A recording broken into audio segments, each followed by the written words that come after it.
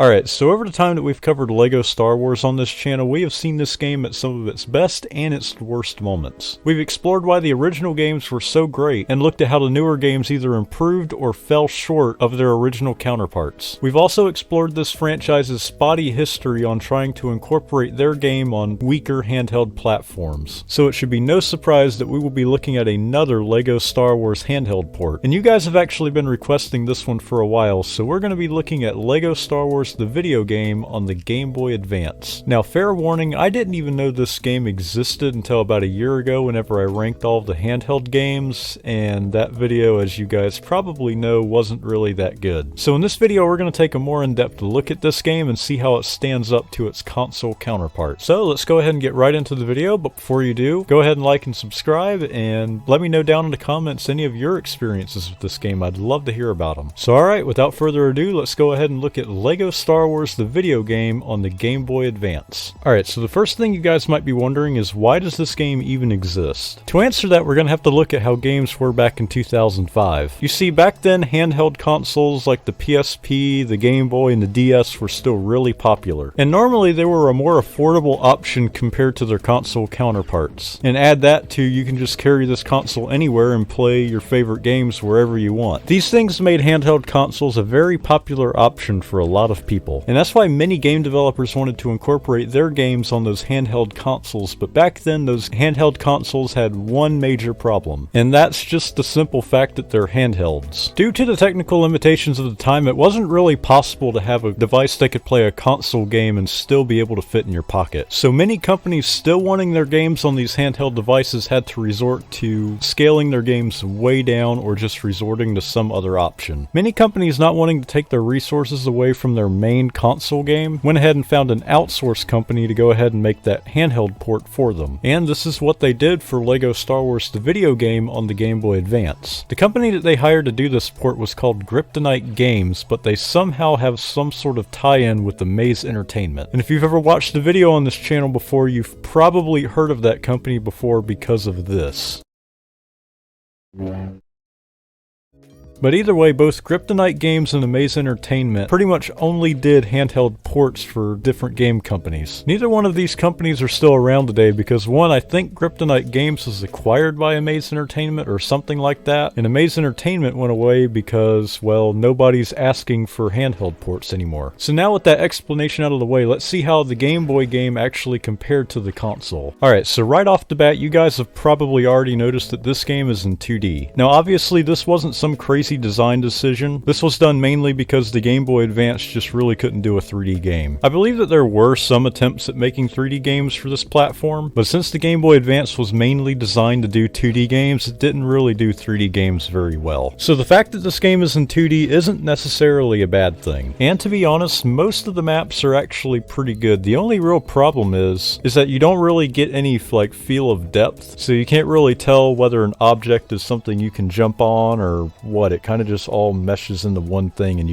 it's hard to tell where you're actually at. There will be times like where you're trying to jump on, say, this platform, but since it's textured in a weird way, you're trying to jump on it, but you actually can't because you're not positioned right, or it just turns out it's something you can't even jump on in the first place. This is pretty annoying, and it does hurt the game a little bit. There were quite a few games for the Game Boy Advance that was kind of designed like this, and a lot of them suffered from the same things. But besides the fact that this game is 2D, there are a few other differences too. One of the biggest differences, and probably my least favorite difference, is the fact that whenever you die, well, you die and you have to start over from a checkpoint. Now yes, I understand this adds a level of challenge to the game, but I mean, come on, it's a Lego game, it's not supposed to be that challenging. But since you don't just respawn whenever you die, the game does give you a lot more hearts to use, so that's pretty good. At least you're not just stuck with 4. But no, I could care less for this change. It's not really that bad, it's just more annoying than anything. Another thing that they changed in this is the stud values. In this version of the game, the stud values are way lower than what you've seen in the console game. And in this, there's only 3 different types of studs you can find. The first one is the silver stud, which is only worth 1 stud. The next one, believe it or not, is the blue one, and that one's worth 5 studs. And the next one is the gold stud, and it's worth 10 studs. So it is kind of weird seeing the blue stud a lot and knowing that it's not the most valuable stud you'll probably find in the map. But other than that, the way the studs work in this game isn't really too different from the other games. The only real difference is that the values of the studs are much lower. But yeah, there are other major differences in this game, but I'll mention those later in this video. Alright, so let's go ahead and look at the levels, but unlike what I did in the Lego Star Wars 2 DS video, I'm not going to look at each level in depth. Instead, we're just going to look at how this game handles levels in general instead of nitpicking each one of them. Alright, so the first thing you'll probably notice whenever you start a new game is that there is no hub world in this. Now this isn't too surprising since this is the Game Boy, but what they do have is this menu here where you can select which episode you want to play. Now I think this is a pretty good alternative to a hub world for this version, and it's better that they did this instead of just giving us a hub world that wasn't really that good. So when you go ahead and actually start one of these episodes, well, you're greeted to these cutscenes. I mean, if that's what you really want to call them, because in reality they're really just slideshows. I guess these are okay, but some of these can be pretty weird though. Believe it or not, they actually remind me of the cutscenes that were in Lego Batman for the DS. So Lego Star Wars for the GBA might be where they got the idea from. But once you get past the cutscenes and actually start playing the levels, you'll find that most of them are pretty solid. I actually don't think the level designs in this are all that bad. While yes, Tatooine isn't really that good of a map and Mustafar's platforms are impossible, most of them aren't really that bad, and they did a really good job at working around the limitations that they had. The one big problem though, and this is where the limitations kind of prop up here, most of these episodes reuse these maps a few times. Because I know episode 3 uses Kashyyyk and Utapau twice, episode 2 uses Tatooine from episode 1, and goes on to use the droid factory twice. And you know what, while we're on episode 2, let's just take a look at it because it is really interesting. Because the developers decided just to give it only 3 levels. Now the 2 droid factory levels I guess make sense, but it does skip important parts of the story like the Jedi battle and other things like that, or gunship cavalry, which is probably a good thing that they skipped that. But yeah, in the 3rd and final level in this, you just go from the droid factory straight to fighting Count Dooku. It's like all of that stuff that happened in between that just never happened. So while yes, that is weird, it's nothing compared to how this episode started. Because instead of starting us off at Kamino, this game insists on us starting at Tatooine. And I imagine every one of you have watched the movie, so you guys all know what happened on Tatooine. And this game has you reenact the entire thing. You know, it's actually kind of funny because it's already what you've been doing, but instead this time it just gives you a certain amount of Tusken Raiders you need to kill. You know, too bad I can't share the soundtrack with you guys because of YouTube copyright, because while you're killing all these Tusken Raiders, the Star Wars crawl music is playing. Or at least the same version from the menu, which is like a 16-bit version of it. So just imagine killing a bunch of Tusken Raiders while the menu theme is playing. And if you guys were wondering, there wasn't anything really that special about episode 1. You start off with negotiations and end off by fighting Darth Maul. None of these levels in this game are really the same compared to their console counterpart. They are like completely different. There is a pretty big mistake in both Tatooine levels though, where it says that you're in Mos Eisley instead of Mos Espa. You know, you'd think the developers would have like a list of locations down somewhere. That way they wouldn't make mistakes like this, but I guess in this case they didn't. Alright, so before I move on from the levels, there's a few more things I want to mention. Alright, so you guys have probably already noticed that there is no vehicle missions in this game. And as I've been looking at this game, I don't really think that's all a bad thing, but the only problem is that there's important story pieces that get missed in this. Actually, I think the only space battle that they mention in this is when Anakin destroyed the droid control ship. Other than that, it doesn't really mention any of the other ones, and it just kind of acts like none of them ever happened. I guess the only other one is the battle over Coruscant when you're on the droid ship and you see Anakin's ship sitting there. I guess it kind of does mention the battle over Coruscant there, but either way, it kind of just acts like these battles never existed. Now, I'm not saying this game should have had the space battles put in there, but it should have done a better job at filling in the gaps in the movie. The boss battles in this game are okay, but they did add an interesting mechanic to them though, and that's this little quick action sequence here you have to do when you're fighting the boss. Well, yes, I know you guys know that I've complained a lot about how button mashy these boss battles are in this series. I think having this feature added for the boss battles in this game kind of really just helps separates bosses from just regular enemies. All this mechanic really does is that whenever you're fighting a boss battle, randomly this meter will show up, and all you do is press the attack button repeatedly, and the quicker you press it, the higher it goes, and after a few seconds you'll damage the boss. But if you don't press it quick enough, it'll go down to the red, and after a few seconds you'll take damage. So yeah, like I said, I think this is a pretty cool feature, and it makes the boss battles a little bit more interesting. The end screens on these levels are also pretty interesting. Well, yes, they still add up your stud total and how many collectibles you got throughout the level. There's also a kill counter and a deflection counter, which I actually thought was a pretty cool addition. And these also add to your stud total, but I'm not exactly sure how the game determines how many many studs you get based on your total kills. And at the end of the end screen, you get Yoda here and he tells you like what you've unlocked after completing. He has a creepy laugh though. I mean, listen to this, it is like weird.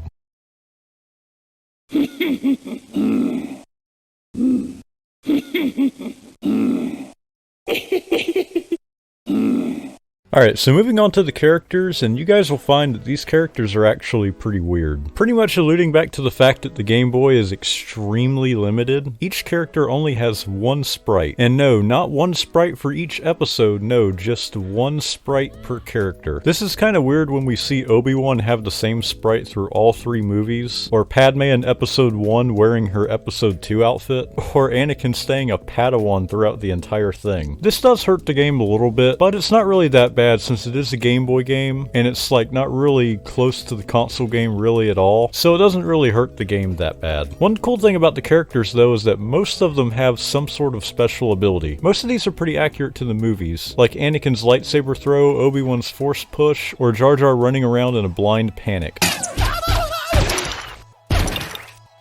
But others are a little less accurate, like Qui-Gon's ability to go invisible, Padme's grenade launcher, and this weird ability that Yoda has. But besides how weird some of these abilities are, I actually do kind of like them. It gives something unique to each one of the characters, and it adds something cool to this game that the console game didn't have. Oh yeah, and before I end off on the characters, swapping characters in this game is actually kind of funny. Since there's really no way to do co-op in this game, they didn't add the option for a second player. So whenever you're playing, there's only one character on the screen, and whenever you go to swap a character, the character you were playing as just falls apart as if they died. On top of special abilities, this game also has power-ups. There's 2 different types of power-ups to give you health, and another 2 that ups your stamina bar. I think there's a few other power-ups in this game, but I have absolutely no information about them. And you know, come to think of it, I don't think I've talked about the stamina bar yet in this video. So pretty much there's a stamina bar that pretty much limits you on how many times you can use your special abilities. But other than that, I don't really think it does anything different, but it is yet another unique thing in this game. There's also Jawas and protocol droids all over each map that sell you special abilities or other useful gadgets to help you throughout the level. In terms of collectible items, this game doesn't have mini kits. Instead, what it does have are